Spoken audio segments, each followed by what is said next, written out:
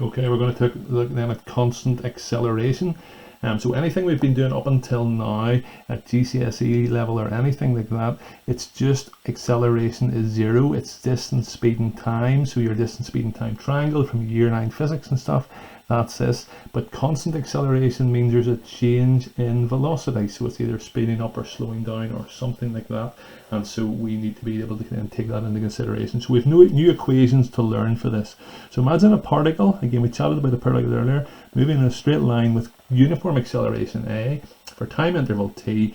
During this time the velocity will change from u, which is our initial velocity, to v, our final velocity, as it travels a displacement s. So that's how far, not how far it travels, but how far it is away from its starting position. If we know any three of u, v, a, is and t, you can work out the other two. So the first one we know is that acceleration is change in velocity. So a is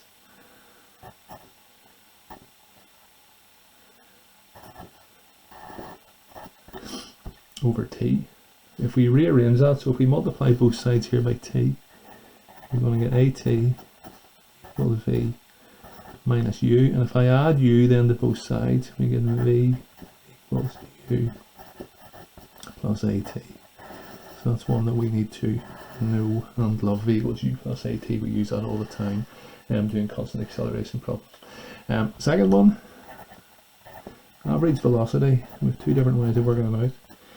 We either find the velocity at the start, add it to the velocity at the end, and divide it by 2. That's average velocity.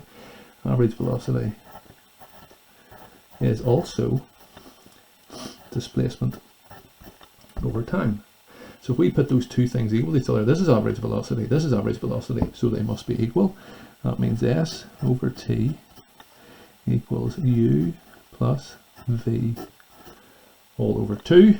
If we times through everything then by t, we get s equals, I'm going to change this 2 on the bottom, this is just divided by 2, it's the same as a half of u plus v times by t, and that's our second equation. Again, we need to learn that one, we need to know how to work it out, and we need to be able to use it. If we sub 1 into 2, so what do I mean by that? Here we have v, here we know v equals u plus at, so anytime I see a v here I'm going to exchange it for a u plus at. So we've written here, sorry you can't see that,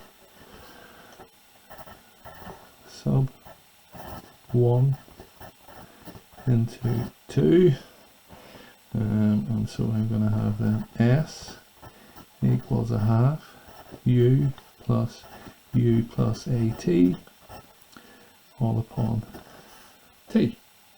So you hopefully see then where I've got that from. Multiplying that out, we're starting to tie it up. U plus u is 2u plus at, and then finally, sorry I need to close my bracket here, half times 2u is just u, sorry I'm messing up here terribly, I still have the t outside here.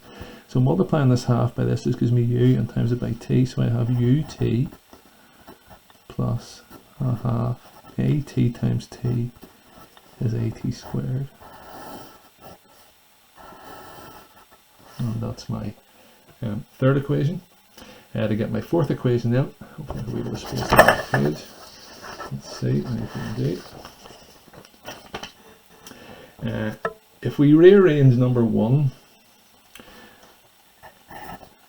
t equals v minus u all over a, we can rearrange our equation 1 to do that, and then substitute that into t. It's a wee bit messy here, but we should be okay. Substitute it into number 2, sorry. S equals a half u plus v. If you remember, that was normally a t there, so I'm going to change then my t for a v minus u over a. So I get s equals a half u plus v all upon v minus u all over a. You can put that in the bracket if you want, if you sit and multiply this out. So what am I going to do? I'm going to multiply through by a. Because this is times by this is times by this, that a can just come over here. I'm also going to multiply by 2. That's going to get rid of the half here. So on the left hand side here I'm going to have 2as And here then I have u plus v upon v minus u. So multiplying that out, I get u, v, then outer is a minus u squared in there, plus v squared, and then last minus uv. That cancels with that. And if I write the v squared on its own, so take the u squared over here, I'm going to get v squared equals u squared plus 2as. And that's the last one that we need to know, and that's number 4. So just a wee review here, because this is important, and these are important to know. I would nearly, should have told you this at the start, but if you write what our 5 different things are here, this is what I usually get my class to do anytime they're doing a question. U is our initial velocity, v is our final velocity, a is our acceleration, s is our displacement, and t is our time. And you need to know and love and learn all of those pieces of information we've given you. So you need to know this. Need to be, sorry, I shouldn't have a t there, it should be an L, that's okay. We need to know number 1, v equals u plus at, s equals a half upon u plus v upon t, s equals ut plus a half at squared. And we also need to be very comfortable with v squared equals u squared plus 2as.